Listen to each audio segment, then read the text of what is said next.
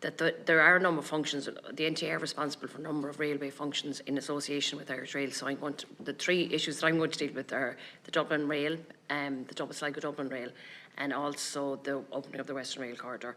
So the first thing I want to talk about is the possible introduction of an early morning commuter train from Longford to arrive in Sligo before 9 a.m. I've been recently speaking to a young postgraduate student who has completed a research study around this in ATU, around rail traffic in Sligo.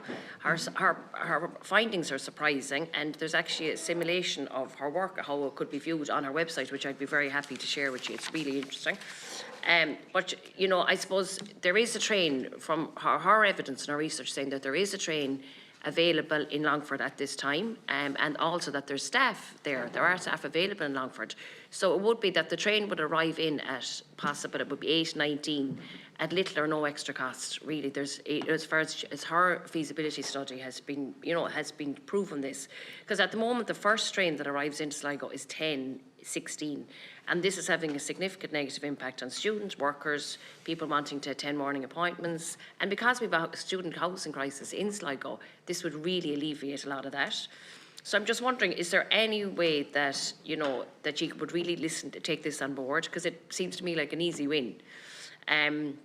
The second one I would want to talk about, and I know I've written to you about this as well, is about implementation of and return of the catering cart on the Dublin-Sligo train. It was withdrawn, this catering cart was withdrawn along with other catering services during the pandemic, but other routes have been returned. The Cork-Dublin one, the catering cart has been returned on the Cork-Dublin route, and also the Belfast-Dublin one. But there's a huge demand for it. Like, I've done this like vox pop on the train, this early morning train, and already we've got, in 2 weeks, we've got over 770 signatures wanting to get it reinstated. And I know that there's demand, because in July 2024, we received reassurances from Barry Kenny of Irish Rail that services will be reinstated excuse me, by the start of 2025. So I wrote to you, Mr. Green, and I received a reply from you saying that at the present time there are no plans to reintroduce catering service on the Sligo-Dublin Rail. There is significant cost attached to the provision of such catering services. The income is much less than the cost, and funding for such provision has not been provided.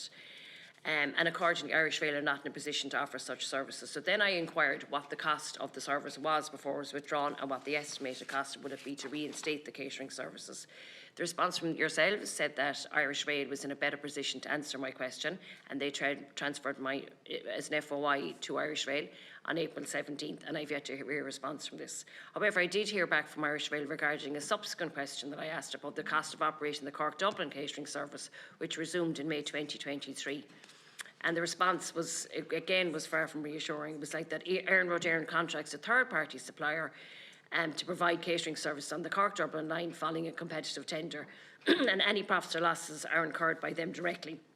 So I suppose I've got two questions about this. That if Irish Rail are unaware of what the profit loss associated with an existing service, how can NTA know that the expenditure required for the reintroduction of the Sligo line will be greater than the income generated? That's the first one. And it seems to me that, is it the responsibility of the NTA to look for this extra funding from the department? It doesn't seem fair to me that, that a private provider can cherry pick that they think are the most profitable, train lines, when surely if they are more profitable, that there can be a substitute method that they would be able to subsidise, and there would be some kind of subsidise between the more profitable routes and the lesser profitable routes.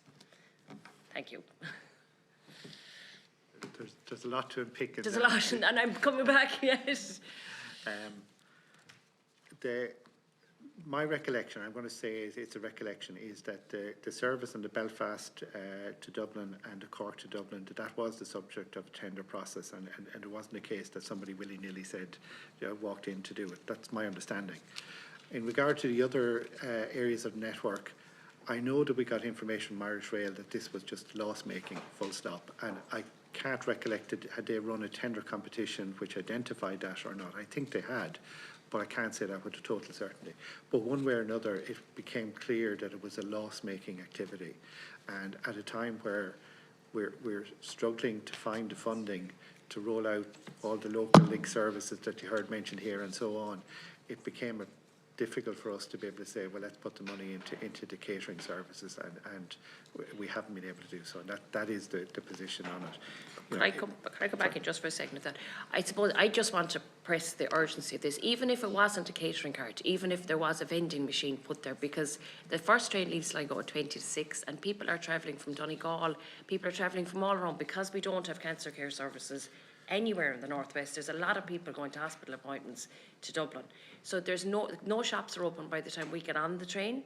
And then there's like a woman fainted, an elderly woman fainted last week, no one to go give her water, and then she had to get off the train at the next stop. So like there's nothing at all on it, and it's one of the longer services. It's like sometimes because there's no looping system, because we don't have a second track, often that people could be on the train for 3.5 hours. You know, and I just think that really needs to be listened to, that even if it is if it's not a profit-making service, there has to be some kind of subsidies to make a provision of a basic service that should be entitled, especially when it's one of the longer routes. Yeah, I understand the attractiveness of the service. It is down to the money investment that's required. On the vending machine, I actually wondered about that myself. I think the issue is we'd probably have to remove seats out to make space for the vending machine, or remove the toilet out of the carriage, and none of those are attractive propositions. But all I can say is we'll keep it under review. It may be something can be done in the future, but just for now, it literally is, the money isn't there to support that service at the moment. And could I ask, then I suppose the Western Rail Corridor is the other one. Like we spoke a lot about, even this morning when Deputy Daly there raised about we're going to be billions, we're going to be incurring fines if we don't reach our climate targets. And again, the opening up the Western Rail Corridor is a no-brainer. We talk a lot about balanced regional development, but if I could even, a part of this Transport Committee, include the Claremorris to Collooney route, it's only 75 kilometres. Like I know there is a commitment to extend the route from Athenry to Claremorris, but if we could just extend it from Claremorris to Collooney, like there's an estimated cost of 445.5 million. When we talk then about Metrolink that's been going up to 11 billion, surely this would be it would be an alternative to commitment to balanced regional development, and to really actually look at reducing our carbon emissions, because we have no provision in the west of Ireland like that. Like Donegal, there's no rail provision at all. So I would really hope that this would be another area for consideration throughout this committee, lifetime of this committee. And this is one of the areas where the odd nature of our functions comes to the fore, because if that railway line was in Meath, we'd have, to use the word, jurisdiction over it, because it's outside the Greater Dublin area when it comes to rail. It isn't under the NTA's remit. Services are, but the infrastructure isn't. So that's between Irish Rail and the Department of Transport. So I'm afraid you'll have to ask them what the position on it is.